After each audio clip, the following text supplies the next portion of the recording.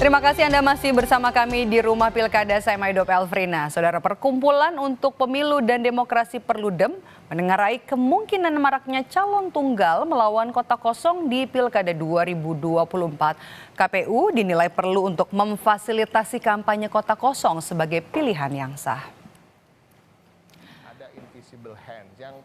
Anggota Dewan Pembina Perludem Titi Anggraini dalam program Sapa Indonesia Pagi menyebut bakal marak calon tunggal yang akan melawan kota kosong di Pilkada 2024 tahun ini karena ada tendensi baru tukar guling kepentingan partai politik di mana ada kecenderungan partai melepas tiket calon di satu daerah karena ingin punya tiket pilkada di daerah lainnya.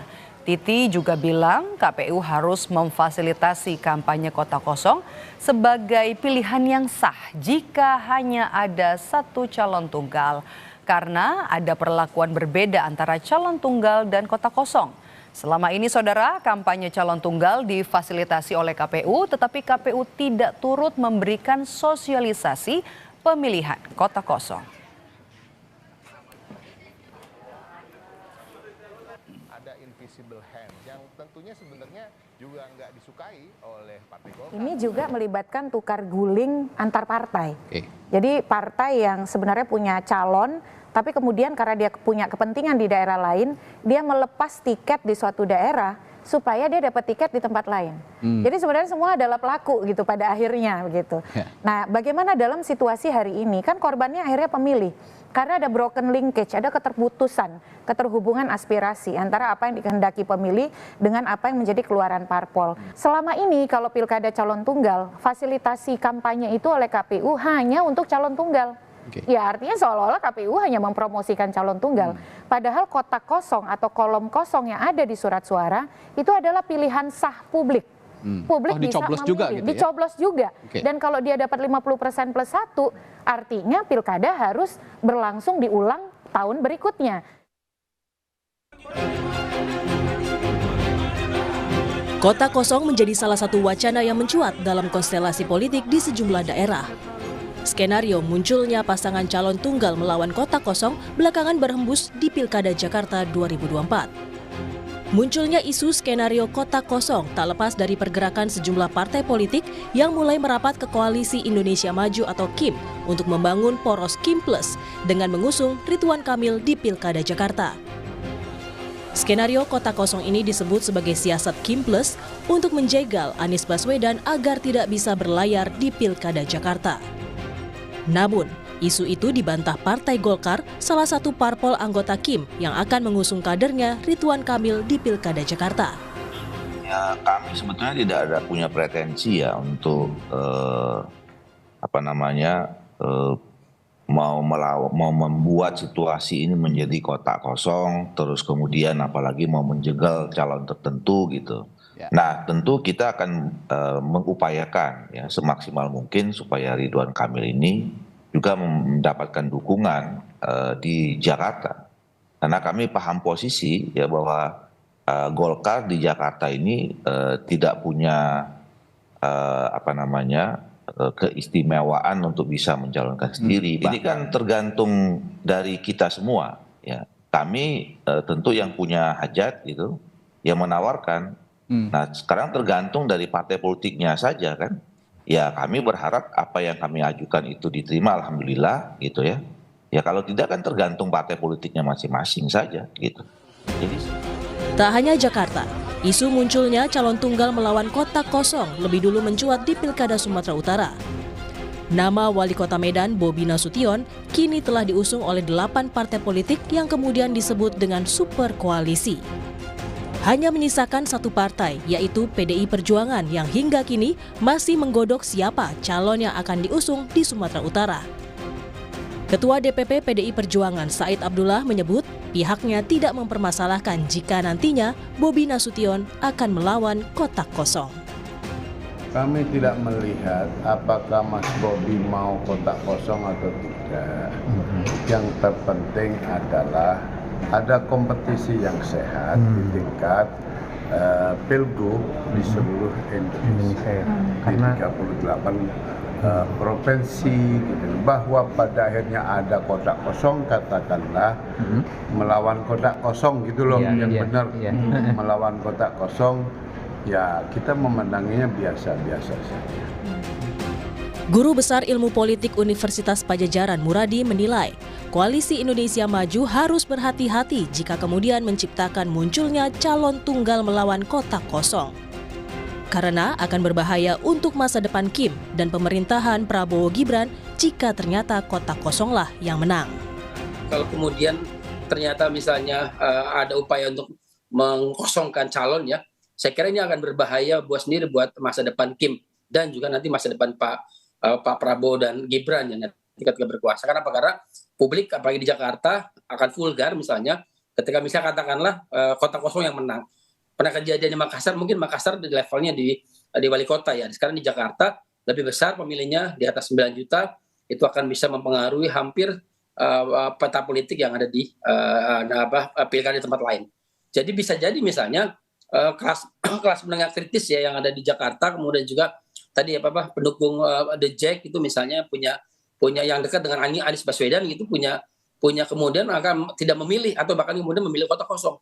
Jadi ada upaya mobilisasi untuk mendukung kotak kosong.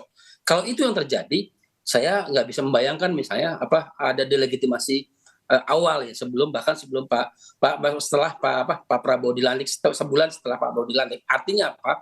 Artinya ini akan berat buat partai politik itu bisa mendapatkan simpati publik yang jauh lebih baik di mata publik. Sisa 2 pekan jelang pendaftaran Pilkada serentak 2024. Akankah kecenderungan meningkatnya kemunculan calon tunggal melawan kotak kosong terjadi di Pilkada serentak 2024? Kita tunggu saja. Tim Liputan, Kompas TV. Nah, ini kemudian jadi menarik soal fenomena kotak kosong yang muncul di Pilkada serentak 2024 yang juga dinilai oleh sebagian pihak merupakan bagian dari demokrasi dan juga perlu diperhatian atau jadi fokus tersendiri bagi partai yang berkuasa atau nanti koalisi besar yang akan kolaborasi atau berkoalisi di sejumlah daerah, karena kalau misalnya kotak kosong yang nanti akan menang ini berbahaya. Nah, keberadaan kotak kosong ini sebenarnya dianggap jadi keuntungan, ya, bagi pasangan calon tunggal yang mengikuti pilkada, atau sebenarnya sebaliknya begitu. Sebenarnya KPU punya aturan nih yang menjelaskan soal mekanisme pilkada dengan pasangan calon tunggal. Ini adalah aturan yang terbaru, saudara, kami hadirkan untuk Anda, Peraturan KPU Republik Indonesia nomor 20 tahun 2020 tentang perubahan kedua atas Peraturan Komisi Pemilihan Umum nomor 14 tahun 2015, nah, tentang pemilihan wali kota dengan satu pasangan calon. Nah, ini aturannya sudah ada sebenarnya, ya. Nah, kemudian bagaimana soal mekanisme penentuan pemenang dalam pilkada dengan calon tunggal? Kita lihat aturannya. Ini sebenarnya sudah diatur nih, ya, penentuan pilkada dengan kotak kosong. Nah, diatur dalam Undang-Undang 10 tahun 2016 atau PKPU nomor 13 tahun 2018 juga sebenarnya sudah ada, ya. Calon tunggal dinyatakan menang kalau misalnya bisa memperoleh 50% dari total suara yang sah. Ini dia 50%. Lalu pertanyaan selanjutnya yang muncul adalah gimana kalau suara yang didapatkan kotak kosong, ya, ternyata ini lebih unggul daripada calon tunggal yang berlaga. Nah, kalau kita lihat pada PKPU nomor 13 tahun 2018, maka aturannya adalah KPU akan menetapkan penyelenggaraan pemilihan kembali pada pemilihan serentak periode berikutnya. Nah, ini PKPU nomor 13 tahun 2018, artinya di situ nanti diatur akan ada pemilihan pada periode berikutnya atau 1 tahun kemudian. Nah, sekarang kita lihat di sejarahnya, kami punya datanya. Di sini yang merekam pengalaman sejak Pilkada 2015 lalu, kami mencatat sejumlah daerah yang punya pasangan calon tunggal yang melawan kotak kosong mulai dari Pilkada 2015 yang diikuti 3 daerah. 3 daerah ini melawan kotak kosong, ya. Kemudian juga di tahun 2017 ada 9 daerah dengan calon tunggal melawan kota kosong. Sementara untuk di pilkada tahun 2018 ada 16 daerah tercatat dalam pilkada kali itu yang calon tunggalnya melawan kota kosong, dan yang pilkada terakhir di mana itu adalah tahun 2020 ada 25 daerah yang calon kepala daerahnya tunggal atau melawan kota kosong. Nah ini jadi menarik nih.